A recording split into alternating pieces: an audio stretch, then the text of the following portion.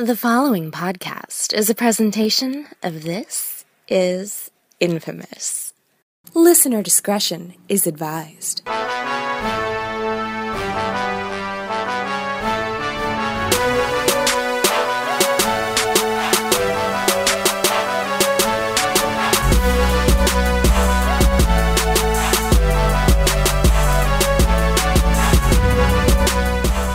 Welcome to another brand new spanking edition, episode, volume, whatever you want to call it, of Intelligent Wrestling Conversation. That's right, the IWC podcast is here with me, your host, as always, Billy Donnelly. And joining me for a full-blown episode is our resident expert-in-chief, the guru, the Tom Nix. Tom, how have you been, my friend? I've been very good. I've been watching a lot of wrestling, so I'm feeling good. I know. I am jealous of you right now because due to all of my relocating, I have been unable to just sit and watch all of the G1. It is because every show is still like 3+ hours, and even if you just get through like the key matches that take place in the G1, it's still like almost an hour and a half. And we're many nights in to the G1 right now. So now I'm at the point where I feel overwhelmed if I start. But I'm gonna try and play catch up at some point along the way as we go. But so here's where Tom is with us on this particular episode. And this is why Tom is here for the whole span of this show, is that this is sort of a G1 catch-up show. So we have two matches that we're going to discuss as part of last week's homework from our previous episode. And we're going to actually put that in the front end of the show. So let me just set the table here. We're going to do the homework first this week on the show. So we're going to be talking about two matches. We're going to be talking dual Michael Elgin matches. We're going to be talking about Okada versus Elgin. And we're also going to be talking about Omega versus Elgin. And then once we're through with those two matches, Tom will sort of get us all primed with where the G1 sits as of now. Standings, points, the two blocks. We'll get a feel for who's up, who's down, and probably by this point, who's out. And then Tom will move on to assign new homework, which I'm sure will once again go back into the G1. So it's going to be like a full-blown New Japan Pro-Wrestling show for you, which shouldn't surprise because we love New Japan Pro-Wrestling. So that's about it. Yes, we do. Yes, we do. So, Tom, I'm gonna let you choose which match of the two you'd like to discuss first. I'm going to be boring, and I'm going to do this chronologically. So I would talk about Okada versus Elgin first. Okay, so we're going to talk about Kazuchika Okada versus Big Michael Elgin, which took place which night of the G1? Oh boy, I don't remember. We're on night 12 or 13 now, so that must have been maybe night 9. I'm guessing. I'm gonna pull it up right now just so we have it for the record. So we have it to be official, because otherwise people are going to complain that we did it wrong. This is actually night number 4. Okada versus Elgin took place on night number 4. Really? Jesus. Yes. I'm way behind then. Yeah, that one was early in the mix. And he was the second person Okada fought? That doesn't make sense to me. Yes, this was on G1, the G1 night 4, Okada versus Elgin. That's when it happened. Okay. And just as a spoiler, okay, I just want to line this up as a spoiler because I got excited just looking at this. Okay, just as a spoiler, when I pulled up the Google results for Okada versus Elgin G1 on night 10, Okada versus the Juice. That's right. Oh man, I'm getting excited just thinking about it. All right. I wasn't going to assign that for homework, but I might just make an extra credit for you. Not that you need extra credit. Yeah, I'm going to watch it anyway. Because these two people are like your favorite people on the planet. I'm going to watch it anyway. Yeah. Oh man, I'm super excited. And it was the main event too, which is even better. Juice Robinson is in a main event. Oh man, all the stars are aligning for like a perfect storm of amazing for me to be able to watch. So on night 4, that's when we got Kazuchika Okada versus Michael Elgin. So look, have they squared off in the ring prior to that, or is this sort of their first matchup in New Japan ever? I feel like they have, but maybe only as part of a tag team match before. Okay, they've definitely. I'm not even sure if they have. They might not have though, because he's only kind of been in. So I'm looking it up. Yes, they have wrestled before. Basically only in tag team matches, but they also fought one another in 2015, and then there was a triple threat that they fought in 2014. Okay, but this is definitely the only G1 they've ever been in together. Okay, so look, that is the stage that is basically set. So and this is very early in the G1, so there's still a lot of sorting out as far as who's up and who's down and who's scoring points at this point in time. Oh man, it's getting crazy right now though. Now look, as we all know, Kazuchika Okada is the IWGP Heavyweight Champion. So that carries some weight to him in every match that he gets into in the G1. Because if I'm not mistaken, if he loses any such match throughout the G1 Climax, that opponent who defeats him is entitled to a title shot at some point in the future. That is correct. Normally that happens at a King of Pro Wrestling. It might be a little different depending on how many people beat him, but I feel like so far no one has, and maybe only one person will if that person even beats him. And we'll talk about that when we get into like analysis of the G1. But yeah, Okada is on a friggin' streak right now.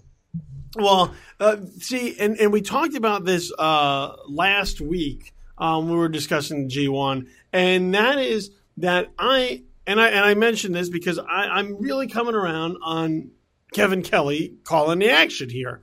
I wasn't always a Kevin Kelly guy. I thought, in Ring of Honor he was fine, but I never found him to be sort of an outstanding match caller.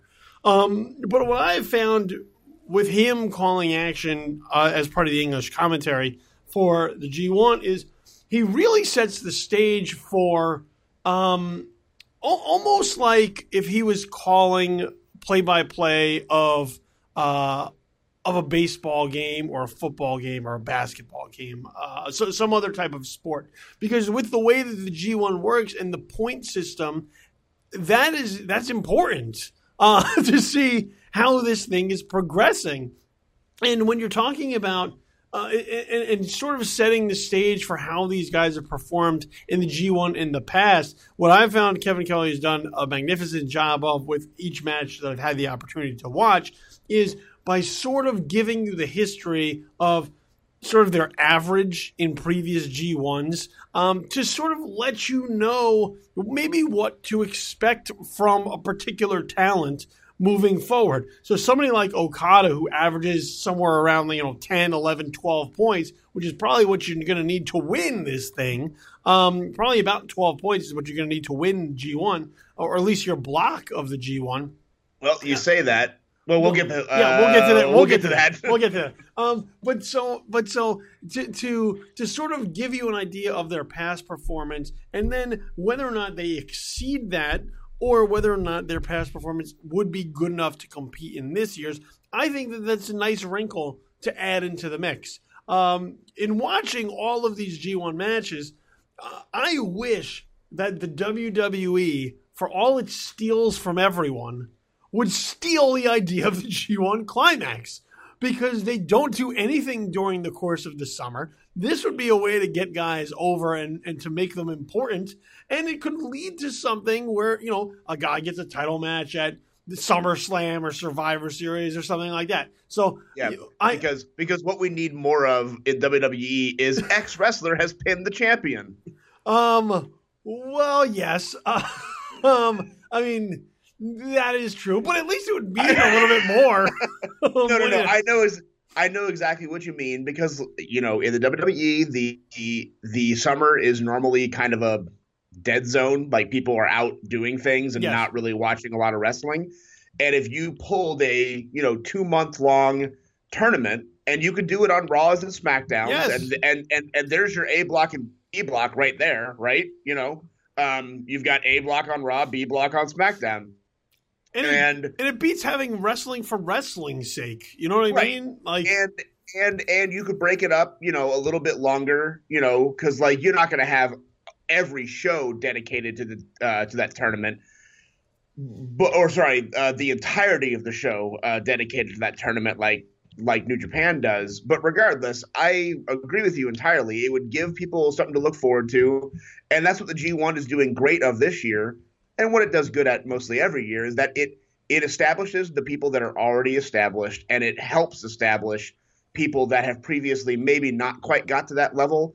And it gives them like a purpose. And you can still lose a lot of matches and still come out looking strong because of how you perform against the top guys and whatnot. Look at Juice Robinson. He, I think, has 2 points.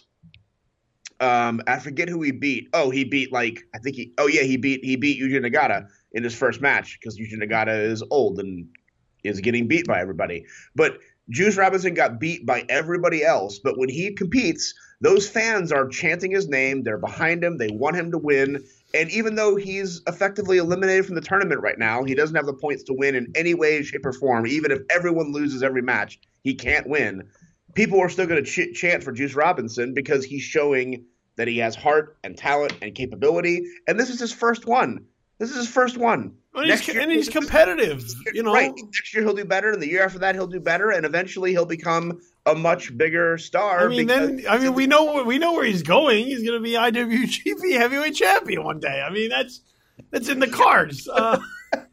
Let's not deny inevitability. Okay, it's going to happen one day. He's going to be a big star. But it is interesting because of the way that everything that takes place as part of the G1 is catapulted into being important. That's something that the WWE lacks when they have just matches for matches' sake. And like you said, you don't have to have every show all the time dedicated to it. But over the course of a few months and the amount of content that they have, I think it would be interesting because you could go to a house show and see G1 matches. You could turn on Raw and see G1 matches. You could turn on SmackDown and see G1 matches. It would be, you could spread it out enough that everything then feels like something you sort of have to keep up with in order to know what's happening with whatever the hell they would call it in the WWE. I mean, they might just rip it off entirely and just call it like the J1. But it would be the concept of the G1. This is now the G1 Climax 27, so this has been around for a while. But the concept of the G1 is really solid. And, especially as long as you make the matches exciting and compelling and the talent is solid to watch, then you get something really worth tuning into as much as you can. I know you've watched like almost all of it. I know tons of people who have really locked into watching it this year. And as we talk about now with New Japan being sort of at its peak at this point in time, a lot of people are getting a lot out of the G1 this year. Yes, this has been a really, really, really, really good event. Like I said, it's showcasing Omega and Okada, and it's showcasing Tanahashi, and it's showcasing all the guys that we know are good. But they've done an awesome job of showcasing, Sabre and Juice and even Nagata, even though he loses all the time, he has been bringing people to the limit. Like, he's not just getting his ass kicked by people. Everyone looks good. And even the people that don't win that much end up looking much better for being in this tournament and competing every single night. It's just a great format. It's the best wrestling of the year, always. It just always is. Well, maybe Wrestle Kingdom is better, but this is consistently great. Well, look, so I want to take your final point there in terms of, guys putting on stellar matches and everybody sort of coming out and looking good. And I want to use that as the pivot to now discuss Okada versus Elgin. Because here's the thing that I have found from watching all these Okada matches in recent time. And then in particular, this one against Big Michael Elgin. Okada is a guy and a talent who is not afraid to create drama in the matches for himself and for the audience. Okada's matches that I found, and this is probably why I love the guy so goddamn much, is that Okada will always put you to the brink of thinking he may lose a match. And there's a vulnerability to Okada that yet every match that he is in, the other guy is also in that match and is usually very close to winning that match. But what it shows is that for as good as somebody like Michael Elgin or Juice Robinson or Kenny Omega or Naito or anybody, is that if they don't wrestle the perfect match, they will not beat Kazuchika Okada. They will come very close. They will take him to the limit. They will push him to the brink. And he will keep going. But no one so far has seemed to put together the perfect match that would beat him at this point in time in his career. That is correct. And that is sort of the story of the Michael Elgin versus Kazuchika Okada match. Because Michael Elgin, and this is a very a slow burn of a match too. This match really sort of I don't want to say like plods along, because I think that's the wrong word, but it takes its time to escalate, which I'm a fan of, because make the stuff at the end meaningful rather than just come out of the gate with like just wild craziness. So this match very slowly builds over time. And then once they really start to get into, I guess, what would be the third act of the match, it is exciting. Yes, it is. And it is tense. And there are close 2 9/10 counts from Red Shoes, with Michael Elgin almost getting that victory time after time after time again. And he is dishing out, he's pulling everything out of his bag of tricks. And once again, this is, I think, speaks to the greatness of Kazuchika Okada, is that he is vulnerable in these spots. He is not indestructible. He is not impervious to impact or damage or anything of the like. He takes the other guy's best shot, but it's just not good enough to get the victory. No, it is not, because no one can be as good as Kazuchika Okada unless you're having a t-shirt designing contest. Well, yes, if you're having a t-shirt contest, everyone is better than Okada. But if you are not, if you're having a wrestling contest, man, those shirts are awful. If you're having, you won't be finding those in any Hot Topics, I'll tell you that. But I look. This match was excellent to me, as all Okada matches are. Because of that, because Michael Elgin is in this match through and through, and that's what you need for these matches. Especially when you're going against the best wrestler on the planet. Like, you have to have, if you go into the match as a fan with zero belief that the other guys could possibly win, what's the point? There's no point to look at this and just be like, well, whatever, it's just gonna be a wash. Look, we kind of have an inkling as to who's gonna win this match, but at the very same time, as we say all the time, it's the journey and not the destination, because along this way, the idea that Okada is a sure winner in this pops out of your head, and you enjoy the drama, and it hits that wrestling sweet spot of maybe, especially how we with the little regard we know that the New Japan Pro-Wrestling bookers have for the fans, in terms of who may or may not win. All these matches are kind of a crapshoot. I don't want any spoilers, even though you kind of told me what happens with Juice Robinson, but I'm pretty sure when I watch Juice Robinson step into the ring with Okada, I'm going to believe that Juice Robinson might have a shot. Yeah, but that also might be your, mental illness for Juice Robinson. I know I'm going above and beyond that. I'm going above and beyond that, in that I'm pretty sure Okada is going to have him in a position where Juice Robinson could, if not for a couple of tenths of a second, could be a winner in that match. And so, look, we've discussed. I've really come around on Michael Elgin in the past few weeks, where I've been watching more and more of his matches. I thought here with Okada,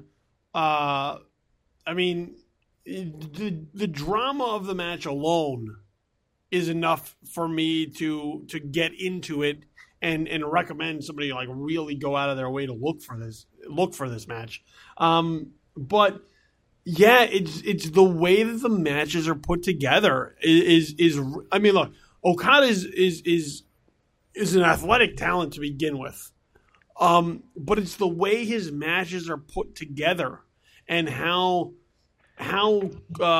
easily it is to sort of believe that he may be in trouble, that sucks you in to his overcoming those obstacles and ultimately triumphing. And it's a simple formula. It's not that hard.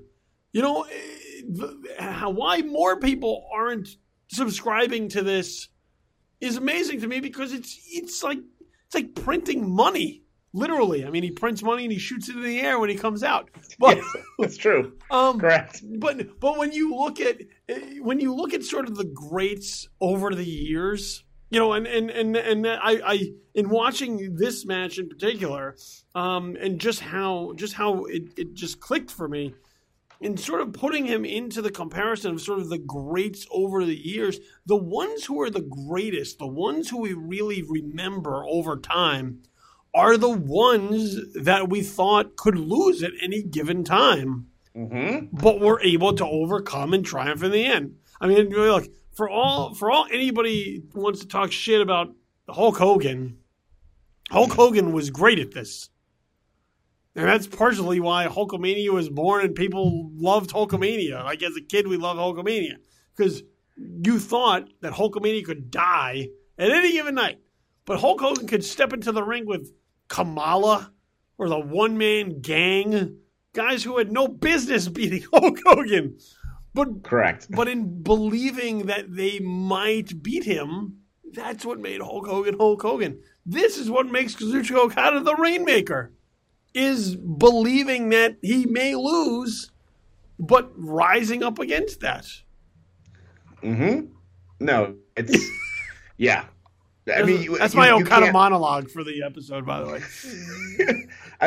He's, like you said last week, arguably, he is the greatest professional wrestler working on the planet. There is no one that can touch him. Maybe Omega can, but even that's a maybe. It's really neck and neck. But I I gotta go. But I would still give the edge to Okada because if nothing else, he's champion.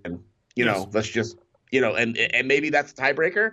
But what a friggin' tiebreaker. You know, I mean, he's just better at this than anybody. And I like what you said. Where like a while ago, where like even though all of his matches make you believe that he could possibly lose because he's great at selling, he's great at everything.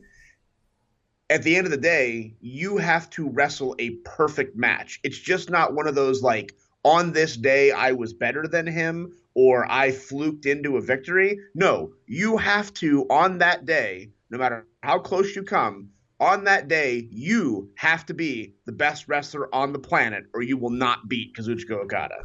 And it's just true.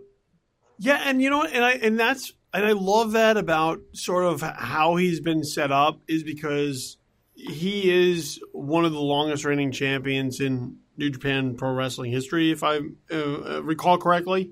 He had a brief break last year because Naito beat him for about a month. Well, he's had several reigns, but they were both fairly lengthy. Oh yeah, no, yeah. I mean when he's champion, he holds on to it for quite some time, but like he's not like he hasn't been champion for like 2 straight years or anything. Mm-hmm. Like he's had those broken up. But that's my point though is by having sort of these matches where people are constantly chasing him, the target is on his back as being the best, so people are constantly chasing him. And sort of having the babyface champion who once again has vulnerability, John Cena. I think it is. That's sort of the key to a hero and a believable hero is that the hero has to be able to fall in order to be able to rise up. And too often we see heroes who don't fall. They are just amazing and awesome all the time. And that's why, when you hear sort of the Super Cena, talk, Superman's boring, man. If like nobody wants to watch a guy who can never lose. You want a guy who may lose, because that's where the drama is created. And this is neither the time or the place, but I will fight you on Superman. On Superman being boring? No, he's the best. He's not the best. He's the best. He's not the best. Hold on. Hear me out. He's the best. Or not. I mean, but look, but the thing, and look, there are ways that have been manufactured along the way to make Superman perhaps fall. He died. And there's been things along the way, but that utterly manufactured concept of dying. Yeah. and then they brought him back, like not too far off in the future. Spoiler alert, popular character dies is brought back because he's popular. Yeah. Well, I mean they weren't going to keep going with the Eradicator, okay? So look, yeah, that was a deep cut for people to remember. Look, the thing about Superman is that like 10 times out of 10, you don't really fear that Superman is in any real jeopardy, and that takes some drama out of the story. You watch Superman because you like Superman, or read Superman because you like Superman, but you never look at it like, oh man, is this going to be the time that somebody finally gets over on Superman? Because when it does happen, it's a big deal. With these matches, and I think you brought it up, like Okada sells so well that, and that's always one of the things that I stress, selling makes matches because they make it look like somebody's in real danger of winning or losing. But so you have that element along with the idea that Okada is difficult, extremely difficult to beat, and that makes not only a superstar, to borrow a WWE term, but it also makes a title, and it makes a promotion by having all of that put on one guy's shoulders who's able to carry that. And, for all the wrestling that we watch, that seemed, for something that seems so simple and so elementary, not a lot of people seem to get it. And Okada is somebody that between himself and everyone around him who understands what he's capable of, they get it. And he's booked magnificently, and these matches come across amazingly, and that's why he's the best wrestler on the planet, because the whole package is there, and it's executed well. And except for the t-shirts. Except for the t-shirts. Except for the t-shirts. I do like that we were supposed to talk about this match, and basically we just jerked off Okada for 40 minutes. But I just got to say, because we do got to move on, I don't want to do a 3-hour podcast tonight at, late for me, not late for you. To talk about the magnificence of Okada. But I do want to say that one of my favorite things in this match was Michael Elgin countering a Rainmaker with a fucking lariat. It was the best. I mean, here's the thing about look, it's tough to zero in and pinpoint on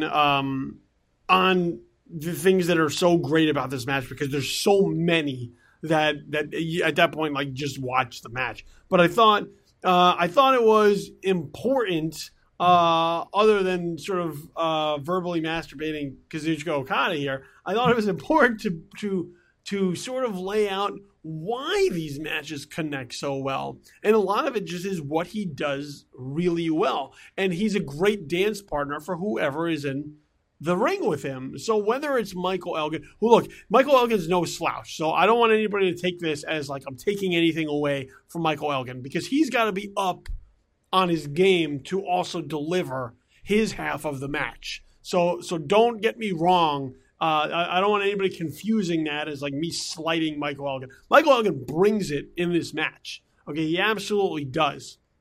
But what Okada brings to the table that then enhances that other talent, I think that's what makes matches like this really fun to watch.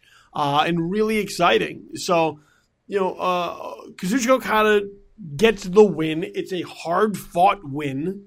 Michael Elgin comes out of this match looking like $1 million. Comes out as a strong loser to continue on through the rest of the G1. And Okada, once again, is still the premier talent. He's still the guy that people need to chase after. He's still the guy who, through that point in the G1, is undefeated. He's still the IWGP Heavyweight Champion. And he's still the guy that you need to wrestle a flawless match in order to beat. So all the elements are there for Okada to still come out looking amazing, for Elgin to come out looking really strong, and for us as fans to watch this and go, that was really fun to watch. Man, I'd like to see this again, because maybe next time Elgin could just get that, one more thing there. Maybe he could beat him. So yeah, I mean, it's a solid match, dude. And people, look, Okada is he's a walking textbook of what to do in wrestling right. So once again, watch this match. Just another chapter. So that's Okada versus Michael Elgin, which we didn't really talk about too much in detail, but I think you get the picture. Yes. The picture is Billy has a shrine to Okada in his new house, and you will never disparage his name in front of him. With the exception of the t-shirts, because I understand. With the exception of the t-shirts, which are fucking horrible. Yeah, because I understand. So that was the first match for the homework. So the other match that we had to talk about for homework also involved Michael Elgin, and that was Michael Elgin versus Kenny Omega. And this one was, I believe, on night 9, if I'm not mistaken, of the G1. Night 8, actually. 8, yes. Night 8, sorry. And this one, look, we've seen Michael Elgin and Kenny Omega before. And if I recall, Michael Elgin actually has a winning record against Kenny Omega. He might overall, but their most recent match was at the G1 special in USA, Yes. where Kenny beat him in the first round. Yes. But then we also have the match for the IWGP Intercontinental Champion, the ladder match, the first ever ladder match in New Japan Pro Wrestling history, which Michael Elgin broke handcuffs to win. And they have a really good chemistry together. Yes. Which explains why this match on night 8 was also super exciting. Because what the story of Kenny Omega versus Michael Elgin on night 8 of the G1 told was two guys who were incredibly familiar with one another. And as a result, they had answers to the other guy's offense that other people may not have. So there were tons of reversals. There were tons of counters. There were tons of ducked and blocked moves. All things that you may not get with two guys in a ring who haven't been in the ring several times with each other before. And so with Elgin and Omega, you had several moments throughout this match of Kenny Omega going and lining up Elgin for one of his more signature moves, only for Elgin to know it was coming and get out of the way of it, or vice versa. So this match I thought was interesting because it didn't insult the audience's intelligence. It was a match that sort of keyed the audience into the fact that these two guys know each other. So, it wasn't like Michael Elgin never saw one of Kenny Omega's moves coming, even though he's seen it like 15 times before. It was that he knew it was coming. He scouted it. He was prepared for it.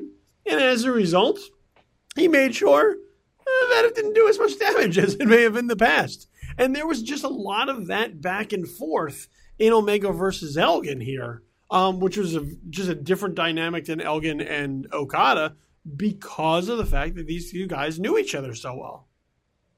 Absolutely. No, this was a tremendous match. And like you said, like by the end of it, it really ramped the hell up. Like really ramped the hell up. Yeah. Once again, another kind of slow build. As a lot of these sort of main event matches are, because they all clock in almost like 25, 30 minutes or so. So they take their time to sort of escalate. And then they do. And as usual, Kenny Omega's sick heat-trigger knee was on display.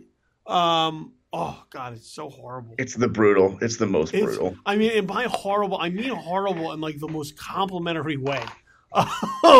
Because when he dishes it out, you're like, oh, how is he not dead? And surprisingly, the way this match turned out was a nice wrinkle.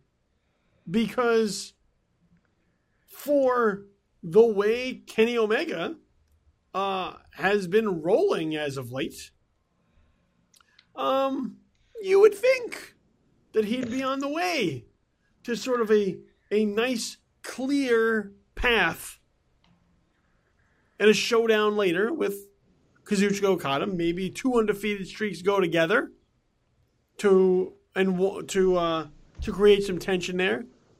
But not if you're, once again, part of that New Japan booking decision-making committee. Because Michael Elgin gets the win here after delivering some pretty brutal power bombs towards the end. After it looked like he was out. Like it looked like this was a surefire Kenny Omega victory at the end. And it wasn't. It wasn't. This is Kenny Omega's only loss in the G1. Spoilers thus far. Yeah. He lost to Big Mike, and you can't really act like he didn't, like Big Mike earned it, He beat the living shit out of him, and that's what happens. Yeah, and look, and Big Mike's beaten him before, so Of course, and so that's sort of like it adds another nice wrinkle just to, I guess, long-term storytelling for them because of the fact that Big Mike seems to be this monkey on Kenny Omega's back that he can't shake. I know, like we said, he beat him in the G1 special in USA, but when other stakes have been high in other matches, whether it's this match or the latter match, Kenny Omega has got trouble with Big Mike. And that makes Michael Elgin look really good because, once again, hung with the best wrestler on the planet and lost a close one to Kazuchika Okada. Hung with another guy who's in the argument, at least, in the discussion with Kenny Omega, and beat him. So where does that place Michael Elgin in the overall scope of tremendous wrestlers in New Japan? I'd say pretty high with the way that he's rolling. Pretty high. No, that was a great victory for him. Like the interesting thing about Kenny Omega is that even though everyone knows he's one of the best wrestlers in the world and he knows he's one of the best wrestlers in the world, and with the exception of this US belt thing, he really kind of doesn't come out on top on the big matches. You know, he didn't win the belt at Wrestle Kingdom. He didn't technically lose at Dominion, but he didn't win either. And also the way that was booked, like it was just it was only a matter of time. Like had Okada pinned him or gotten to him, he would have lost that match. He didn't win this match against Elgin, maybe because he got too cocky because he just beat him a couple weeks before. But it's just interesting to see someone so universally regarded as one of the best in the world. Really, he hasn't won the big one yet. He hasn't. Yeah, but and that's. I feel like one day soon it might happen. Maybe, I don't know. I mean, he's got to wrestle those perfect matches in order to get there. But you sure do. Yeah, but yes, it is one of those things that you can then build upon. And to get Kenny Omega sort of up the mountain, that then when he does get one of those victories, it's super meaningful. It'll be emotional for people to see the cleaner finally get that big win that's evaded him for so long. But I thought this was another outstanding match. Elgin and Omega work really well together. Once again, there's too many good things in this match to really pinpoint like single ones of them. So between these two matches, you really, if you're behind in your G1, these are two that you should definitely just sort of circle in red to zero in on and sort of make your way through. If you're only picking like major big matches along the way, these are two that you probably don't want to skip. There are other ones that you'll be able to be like, nah, I don't need that one. Like anything with Bad Luck Fale. But these are two that like you definitely should want to zero in on because they're exciting to watch. So yes, they are. So with that said, Tom, why don't you go ahead and sort of bring us up to speed on the G1 Climax? Where are we at?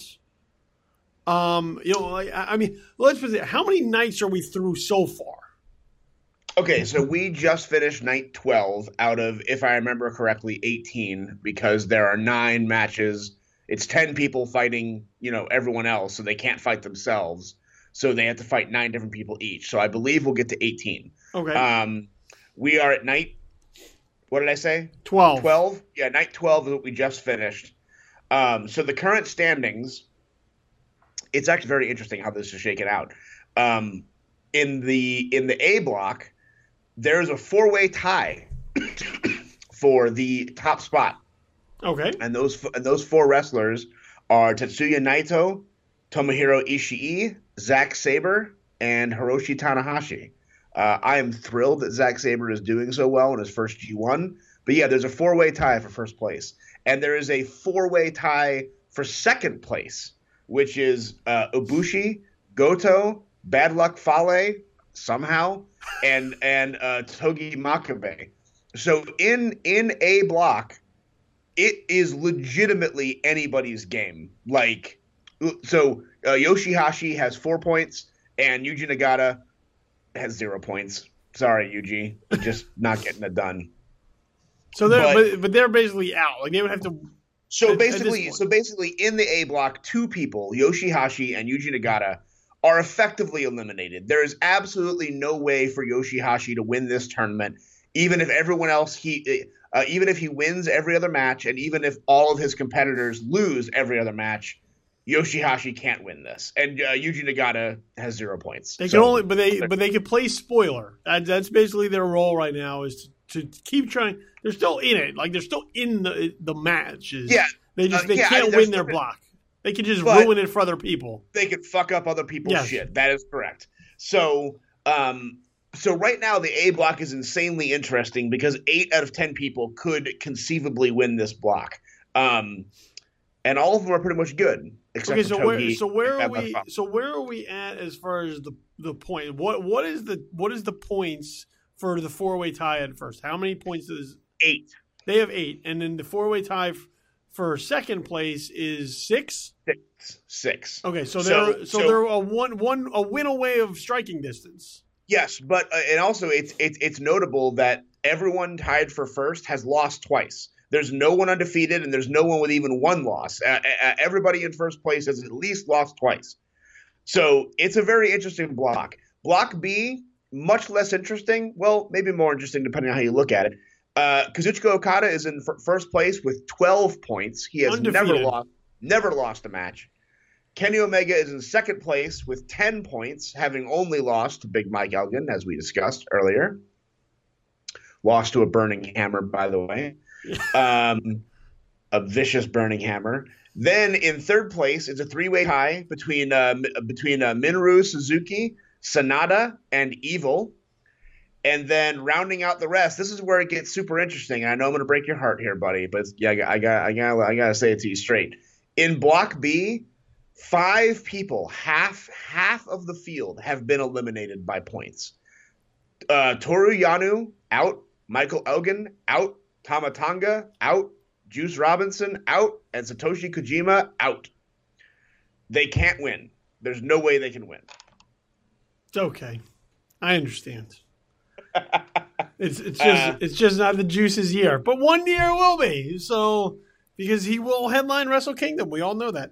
1 year, you never know. But and again, this is where, granted, Block B from the beginning, once everyone saw who was in it, the only thing anyone could talk about was, oh my God, we're getting the third Omega versus Okada match. And that's the story of Block B. Is it going to be Omega or is it going to be Okada? Could Suzuki, Sanada, or Evil maybe pull an upset? They could. They have 8 points apiece. You know, if the other 2 wrestlers, if Omega and Okada falter a little bit, they could take it. But the story of Block B is Omega versus Okada and has been since the beginning. Omega's falling a little behind just by 1 loss, but he's still falling behind. And that's his story is can he outperform Okada again, and not just in a one-on-one match, but in every other match? Can he keep pace with Okada? Because that's his story right now, is you're almost there, but you're not there yet. So that's kind of what we're looking at. Well, and if I'm not mistaken, they have not fought yet, and that is scheduled for the final night. Am I correct in that? Yes, that is the main event of the final tournament of the G1. After that match is the finals, which will be the winner of Block A versus the winner of Block B. That'll be like 3 or 4 days later. But yes, they are the main event of the final night of the in-tournament broadcast of the G1. See, now this is where I find it super interesting, and this is where it is very smartly the way that New Japan has laid out the G1 this year. Because by putting Okada versus Omega in one block, it sort of zeroes in on those 2 and them being the story of Block B. And then To counter that, though, by sort of having, 8 guys not really in the conversation in that particular block, the A block is then the Wild West. It's a crapshoot. So you have 2 different approaches to drama in the G1. Number 1 is in the A block, where it's anybody's game, because you have 8 people who are legitimately still have a shot at this thing on that side, and then in B block it's down to 2. So they're more or less. I mean, it's technically down to 5, but it's down to 2. It's 2. Yeah. But those are 2 very different stories being told within the same tournament. That falls under the same rules and the same format. So the A block is a chase for however many points are going to win that thing, and the B block is, can Kenny Omega, who is losing right now, can he catch up to Okada? Now, let me ask you this, because this is an obvious question to ask. If Okada continues to win and gets all the way to the final night, still undefeated, and Omega continues to win and gets all the way to the last night, just down by 2, what happens if Omega does manage to beat Okada on that night and they are tied in their respective block? I will tell you what happens. Omega moves to the finals because they will have a tied record. Head to head. They will, they'll have a tied record of, if they continue the whole way and never get pinned again, and let's just say that happens, it'd be 16 points apiece. But the tiebreaker is which of those 2 wrestlers beat the other one in their match. Head-to-head tiebreaker. Okay, that makes perfect sense. So because they have the same record, but because Omega beat Okada in their match, therefore Omega is the better wrestler, therefore Omega goes on to the finals. All right. So let's so given that's where we're heading, or what we're looking at perhaps, Tom, do you have any predictions on where this thing is going? I would like to say so, but it's hard to pick. If I had to choose, though, I think the final is going to be Kenny Omega from Block B. I think he will beat Okada on his night, and he will win the tiebreaker. And I think that Tetsuya Naito will go from Block A. I don't know why I think that, besides he's just popular and really good. And those 2 will have a friggin' barn burner, and everyone will be behind both people. But I think it's going to be Naito versus Omega in the finals on August 13th, I think. Well, that's just my guess. Naito has won this before, if I'm not mistaken. Yes, he has. He actually won it in 2013. And then did not get the Wrestle Kingdom shot. No, he got it. But you are guaranteed the main event because it's that's right. Title. And because of his booking, he was booked as just a bland, boring, white meat babyface. The audience didn't really respond well to him winning because they felt like it was booking and not earned. And because of that, the bookers of New Japan opened it up to an online poll saying, who do you want to see in the main event? Do you want to see Tetsuya Naito wrestle Kazuchika Okada, who was in his first reign and he was still very young at this point?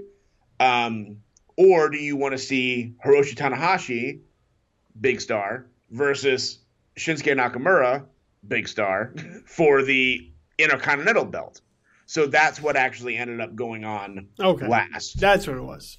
So, yes, he did get his shot. He just didn't get the actual main event because the audience turned on him. And he feels wronged by that. He has felt wronged about it ever since. Yes. So yeah, it's interesting how this is going to go. I think Naito does make a lot of sense coming out of his block because of what a despicable human being he has shown himself to be.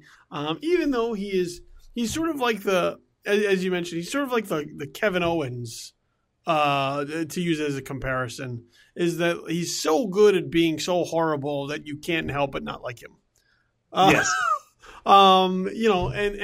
And so that would be interesting. Now it would come down to a matter of who does he face on the other end? Does he face Kenny Omega for the shot at Kazuchika Okada at what I imagine who would still be the champion as we head towards Wrestle Kingdom, or does he fight Okada again? It's going to be an interesting question. I don't know, man. I don't know. I actually do not think Kenny Omega will be in the world title match at Wrestle Kingdom. I don't think that's going to happen. I think there's other stories for him at the moment that don't involve that belt. Well, the obvious one is his ex-boyfriend. Yes. So look, I mean, that's a good point. But is this going to be the match that then I guess sort of rounds out and closes out the Okada trilogy? Or will they tear down the house again and have people looking for a fourth? Well, keep in mind that if Omega does beat Okada in that match, he will get another shot. He will get another shot by the end of the year. And it is possible that he will beat him and Okada will not go to Wrestle Kingdom as champion. Mm-hmm. It is possible. But if that's the way the cookie crumbles, Omega will get an actual shot at that belt again. No, see, so then there already is a built-in fourth match. And then if the Omega were to win that match, then you know that there's got to be these guys could wrestle forever. I'm okay with it. You know how the fight forever chant happens? This is the actual embodiment of that chant, is that these two guys may be locked in tandem with each other, wrestling forever. And it is what it is. So yeah, look, the B block, I won't even say that there's. Look, here's the only wrinkle I could potentially see happening in the B block is somebody perhaps scoring an upset over Kazuchika Okada. It could happen. Who does he have left? Okada has yet to fight Evil, Kenny Omega, and Minoru Suzuki. So he has 3 tough competitors who all have 8 points at minimum or 10 points. So like he's really the end of his block is really stacked against him. He's got 3 tough guys to go through, where Omega has Juice Robinson and Sonata, which is clearly a tough match. Sonata has shown really well, but again, both of these guys have no chance of winning the entire tournament, where every one of Okada's competitors technically do. So Omega kind of has a breezier schedule going into the final match with Okada than Okada does. Minoru Suzuki is going to fuck Okada up. Even if he ends up losing, or Suzuki ends up losing, Suzuki is going to fuck him up. Look, here's where I'm going to tell you, and I don't know this for a fact, but storyline wise, this would make sense. And so as a result, I want you to just keep an eye out for this. If you're going to look for an Okada upset along the way, God damn it. Okay, it would take place in the match. Say it. Right before he were to fight Kenny Omega. And who would that be? Who would be the upset victory in that match? Billy Donnelly? Who is it? Who is it? Who is it? I don't know. I'm asking you. Oh, I thought I don't know. I don't know who it is. I thought this was 100% leading to a Juice Robinson bit because No, because he's already fought him. Oh, So you said Okada, not Omega. Never mind. No. Omega, I think, is going to be free and clear getting to that Okada match at this point with just that one. But if I were to think that there would be an Okada upset, I think it would happen in the match prior to Kenny Omega, as sort of a Okada looking ahead, rather than concentrating on the match that he's in at this moment in time.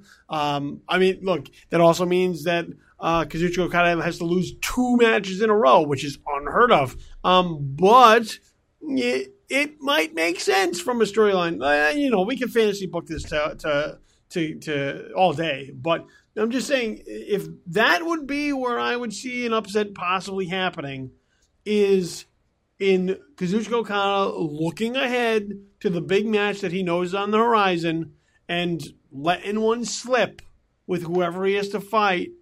So the person he's fighting right before Omega is Suzuki. And that could be a loss for him. It could be. See? So that's the only place that I would look at where that might happen. He may go all the way, and then as a result, you would have 2 guys with tied scores coming into the final match at the end with the winner moving on. Right. As opposed to going to a tiebreaker, which feels anticlimactic. Ties are ties. You'd rather have an outright winner when it comes to it. So, but then on the flip side, in the A block, you could still have a 4-way tie. But ties make sense with Okada and Omega. Like, it even has storyline makes sense. Like, if they tie, and this time, like, Okada won the last tie because he's the champion, so champion's advantage means he stays champion. If they tie this time, then Omega technically beats him to go on to the finals, and that makes a good story too. Oh, see, look at that. Look at that, Tom. Brought up another good point. There's a lot of ways that this could go. It's gonna be dramatic. It's gonna be exciting. It's gonna be tense as we get towards the end.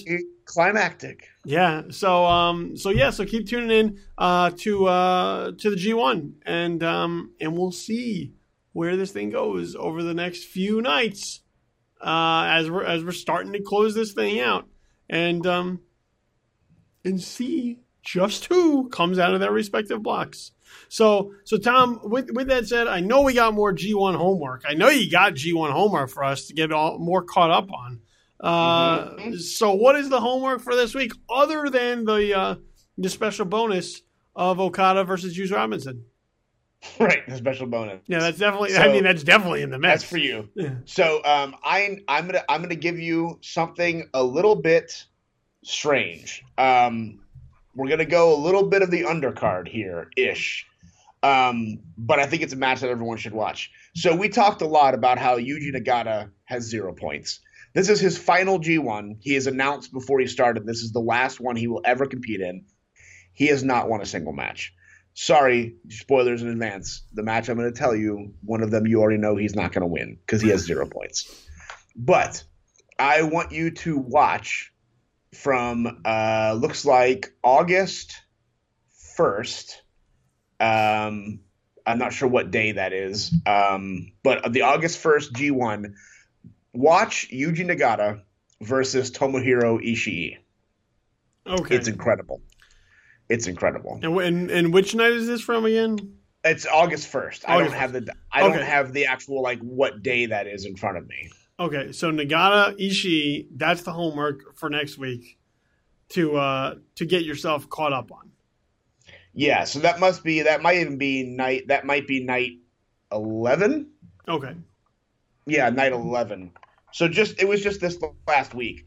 But it's fantastic. Yuji Nagata has been this entire tournament. You could literally just go and watch all the Yuji Nagata matches and you will love all of them. He has his goddamn working boots on, and he is bringing everyone to the limit and pulling up the whole old guy has one last run in him. His matches have all been great, but Ishii is a freaking tiny killing machine, and this match is phenomenal. So go watch Yuji Nagata versus Tomohiro Ishii. It's not one of the main events. It's not one of like the key signature matches of the tournament. It's not really deciding, who's progressing and who's not. It's just a really goddamn good match, guys. All right, I'm in for it, and I'm in for Okada versus Juice Robinson because I'm sure it's going to be like at least a 27,000 star match. At least. With those two guys in it, on my Meltzer scale, it has to be. So I don't know how it could fall any less. Look, I want to talk. We're going to talk about Nakamura and John Cena in just a moment. But there was something I did remember I did want to discuss with you when I had you on this particular podcast. So look, we talk all the time about this show on the show about how wrestling is different for everyone, right? And that you should try to expand your horizons whenever possible, and maybe you find something that you like. Well, I did that.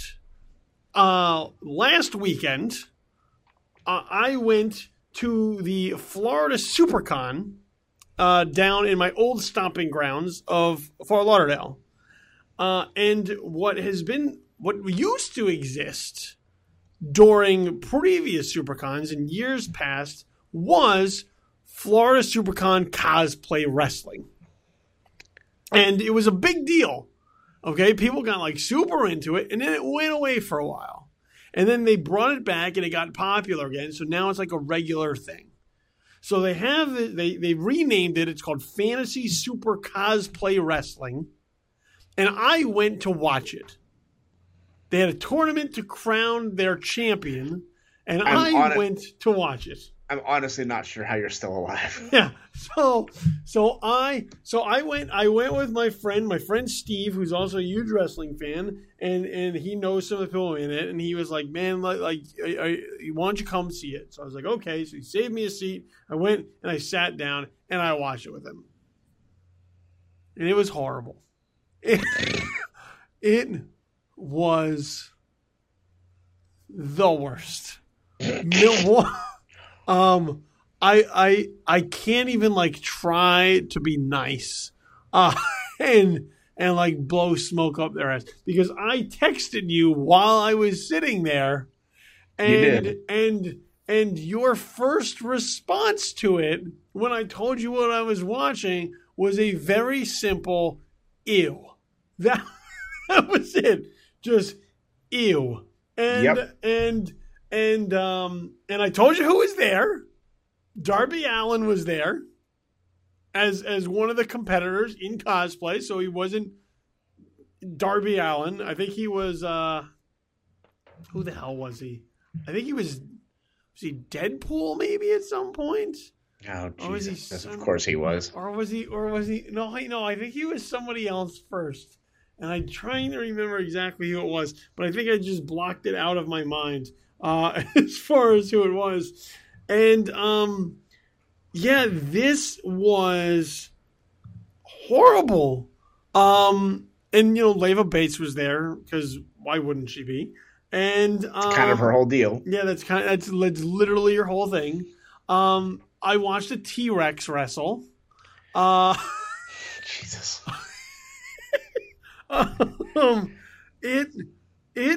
Super Mario wrestled. But could an idea like this work?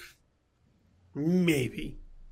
But the problem that I found with all of it was that because of the fact that you're sort of using elements of the characters to then be in the wrestling match, everything is a comedy spot. Right. And so to watch every single match just be a comedy spot is not very exciting or entertaining. It's kind of dull. It's like when we talk about nonstop use of super kicks. When everything's a super kick, they're just kicks. True. When everything's a comedy spot, it's just it's horrible. It's really horrible. It's horrible to watch. And you told me too. You're like, you should just stand up and say, "Where's the psychology?" and it would have been met with deaf ears because the strange part about it is because it takes place at a comic convention, the people who are there get like super into it. So like if you were a fan of wrestling, it's embarrassing. But if you've never watched wrestling before, it's amazing. Yeah. So I mean, like I enjoy weird wrestling. I really enjoyed my time with Kaiju Big Battle. But one of the things that made that special was that they had like a running narrative throughout the entire program. Like they had like announcers all around the ring with microphones who were like telling a long form story. And they have a theme. It's all kaijus and there's buildings in the ring and all that stuff. So like the fact that they were telling a 2-hour story or maybe a 90-minute story, like those shows aren't that long. But like they were telling a 2-hour story, and obviously no one's really wrestling because it's a bunch of people in squid outfits and one's dressed like broccoli and one's like a giant pear and one's a lobster. And it's great, but it's great because they make a long form story out of it. And that's interesting. If it's just all comedy matches all the time with no purpose besides look at this, guys, it's funny. Yeah. Over time, that's going to get really boring because it's just the same thing over and over and over and over again. Yeah, it was, I mean, I kept hoping it was going to get better. That was stupid. I kind of just sat there in disbelief that I was actually watching this.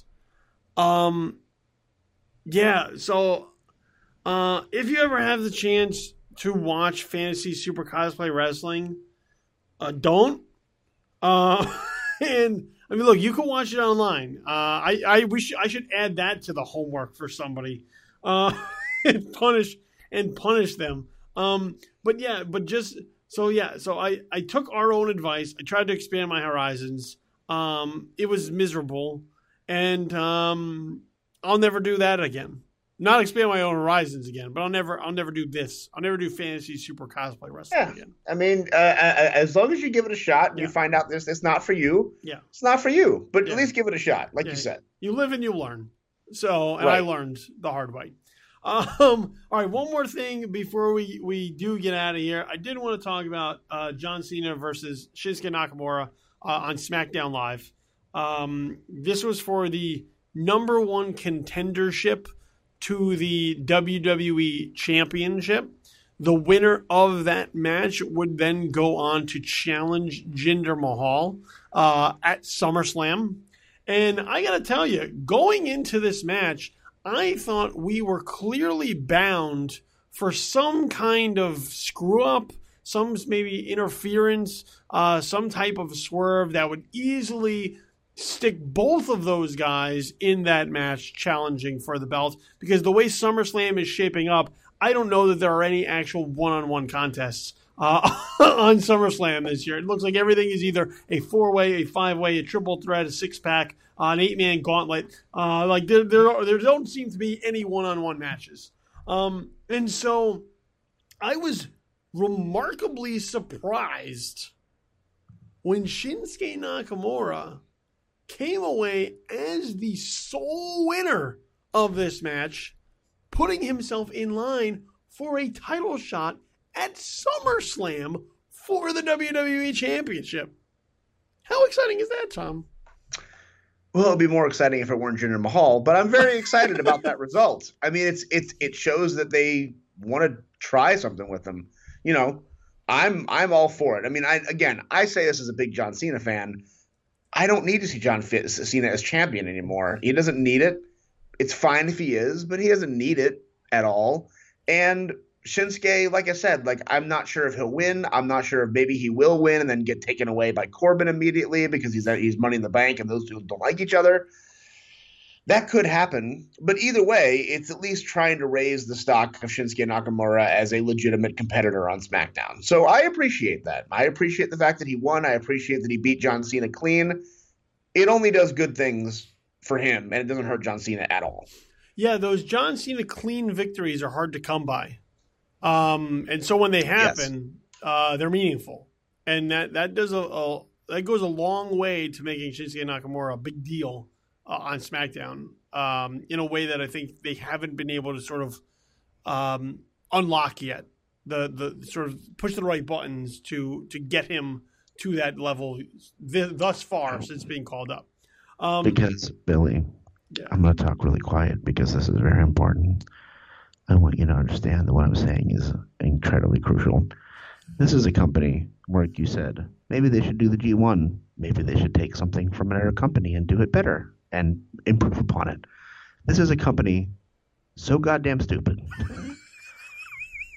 and so goddamn obsessed with the fact that their ideas are better that they bought a guy whose gimmick is the King of Strong Style.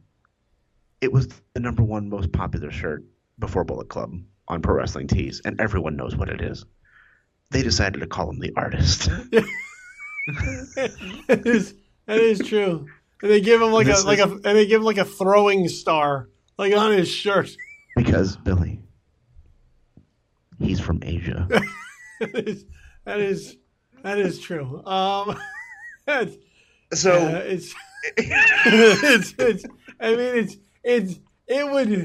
You have to laugh because otherwise it'll make you sad.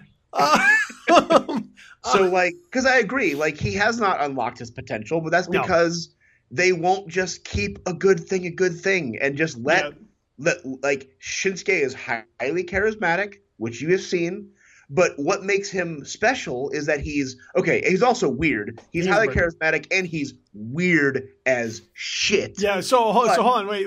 So let me just interject and then I'll let you finish your point. So remember when we talked about how I'd watch Battleground with people in the house? And it was my wife and my wife's friend, and my wife's friend got super into Battleground for a while.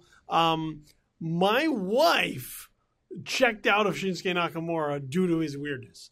She was like, I liked him when I just knew the song.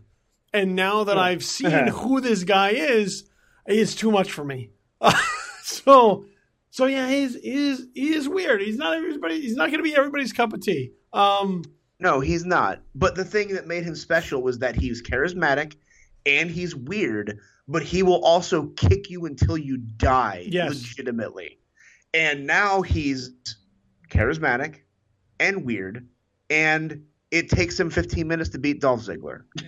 Yeah. So that's where the disconnect is just he became the biggest thing in Japan because of those three things combined. It's fine. Just make him kill people. Yeah. Just do that, and it's fine. I mean, you will have a huge star that will make you a ton of money because it worked in Japan. It will work here. I mean, he kind of almost did kill John Cena. So he did almost kill John Cena. I love you. I love you, Shinsuke. But holy shit, man. Yeah. So let me just talk about that for a moment here, and that is, and look, I've had this conversation with wrestling fans in the past, and sometimes I just listen. Okay, so as I've said many times before, and I know that Tom will agree, wrestling fans. They're just the worst. I love them. I love them to a certain degree. They can be the best. They can come together and do some amazing things at times. But the other times, they're just horrible. I hate them so much. And so I have heard all of the knocks, all of the criticisms, all of the reasons that people hate John Cena over the years. If there is one thing that you should never ever, ever, ever question or criticize about John Cena, it is this dude's toughness. This dude, especially in big matches, will always bring it. He's been injured many times. He's always come back ahead of schedule because he's a bionic Superman, literally.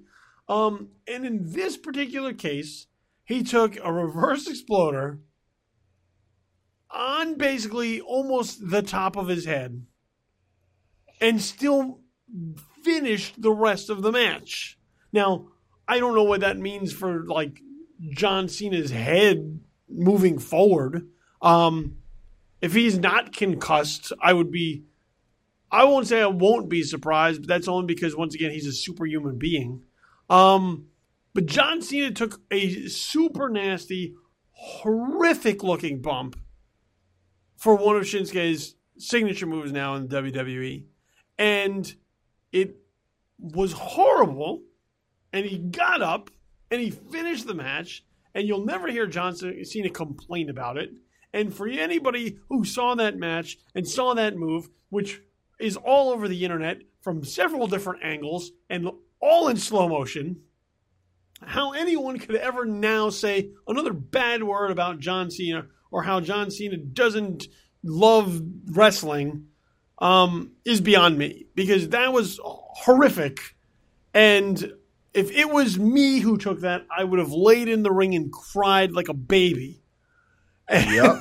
And probably while sucking my thumb. Like, and John Cena got up. I mean, it took a lit for him to get up, as anyone who just got dropped on their head probably should do. But he was a trooper, man. And, yeah, it was nasty. Yes. But, I mean, like you said, like, you cannot take anything away from John Cena's toughness or his dedication to wrestling. I don't like it when people are like, oh, he's not a good wrestler. Yes, he is. Someone at that level, someone making that amount of money with that amount of schedule and that amount of pressure on him. Like, look at Hogan. I mean, Austin was a great wrestler, but Austin did the same thing for 10 years. And he was great at it, but he did the same thing for 10 years. John Cena is someone who's like, well, I'm 39 years old. I've got the U.S. belt. Might as well work on a springboard stunner for no reason. Like, he will learn new things and put new moves in his offense because he wants to be better and wants to hang with the best guys in the business. You cannot have a 5-star match if both competitors aren't 5 stars. Yeah. It's not possible. Yeah. And John Cena has proven that when you put him in the ring with AJ Styles or CM Punk or Dolph Ziggler or someone who can work their ass off, he will match them hold for hold, move for move, and give you a classic match. Yes. I've always defended John Cena to that point. I've never knocked John Cena. John Cena brings it when especially when it's called for, because he does not want to look like a slouch. To your point, John Cena got into the ring with AJ Styles at this point in his career and was like, hey, you know what would be cool if I busted out with a Canadian Destroyer? Yep. And it was something you'd never seen from John Cena before. So yes, you can never question the work ethic of John Cena, and you should never either question the work of John Cena, because like him or not like him, to say that he can't wrestle is a lazy critique that holds no merit. So just like telling me that Roman Reigns can't wrestle, it's not true. So Roman Reigns is bad at wrestling as the character of Roman Reigns, yes. But Roman Reigns is excellent at wrestling. Yes, Roman Reigns will deliver good matches. You could say I don't like Roman Reigns the guy, but you can't say this guy sucks in the ring, because if you do, I know that you're not. Yeah, I know you're blind. And not to knock blind people, but I'm just saying you're in their company. And just one final note, and then we'll get out of here, Tom. Because as we are talking about the stupidness of the WWE, the one thing I will give them a nice little pat on the back for, and I know, look, there's all kinds of reasons for it, but we are now in a position, if everything stays the way it is, heading into SummerSlam, where for the WWE Championship, we will have a guy from India wrestling a man from Japan. Yes, this would actually be, I read this on Reddit, and Reddit never lies. This will actually be the very first match in all of WWE's history where 2 Asian men are wrestling for a world title. That's incredible. I mean, that is a long storied history. I mean, when you think of it, like who else were they gonna have? And it's at SummerSlam. It's not even like a Taboo Tuesday. Yes, it's like legit SummerSlam. Yes, this is a big deal. So, and look, no matter who wins, it's probably all going to be ruined by a white guy with Baron Corbin cashing in the Money in the Bank anyway. Yeah, but at least for those, sort of speaking to the tone deafness of the WWE, but at least for those few moments, it'll be something historic. So yeah. I agree. So all right, let's get out of here. Let's close it out. Tom, let everybody know where they can find you on the interwebs. It's time for your Twitter jingle.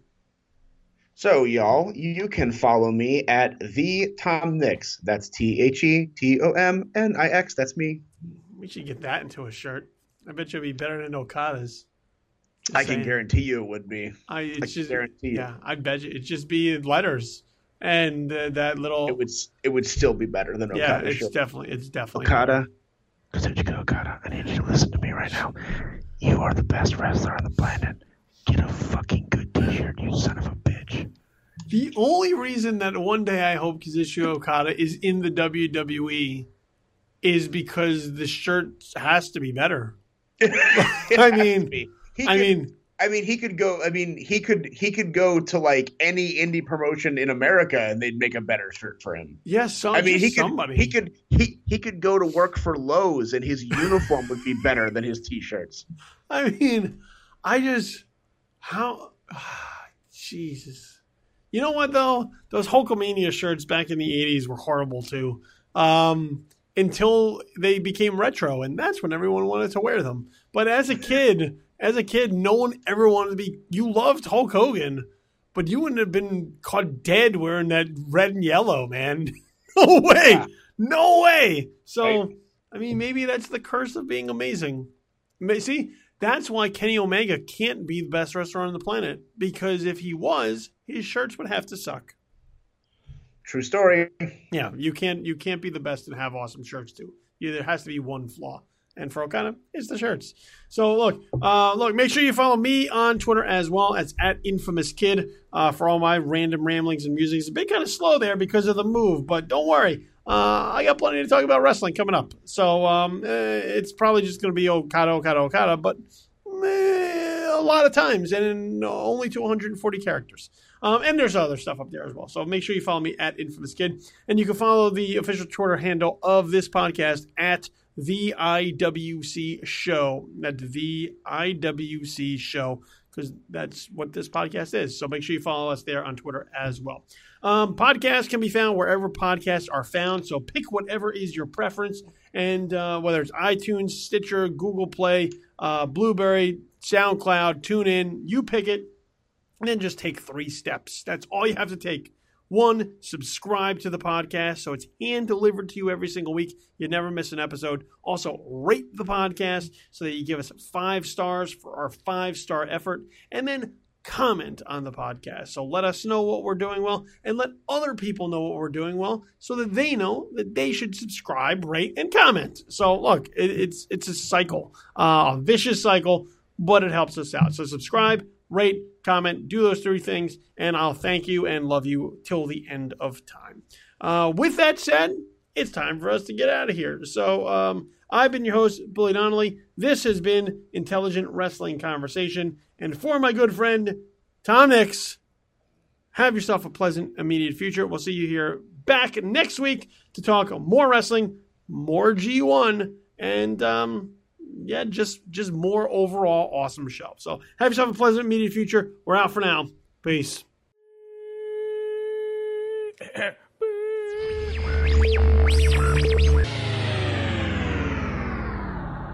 Intelligent Wrestling Conversation has been a podcast presentation of This Is Infamous.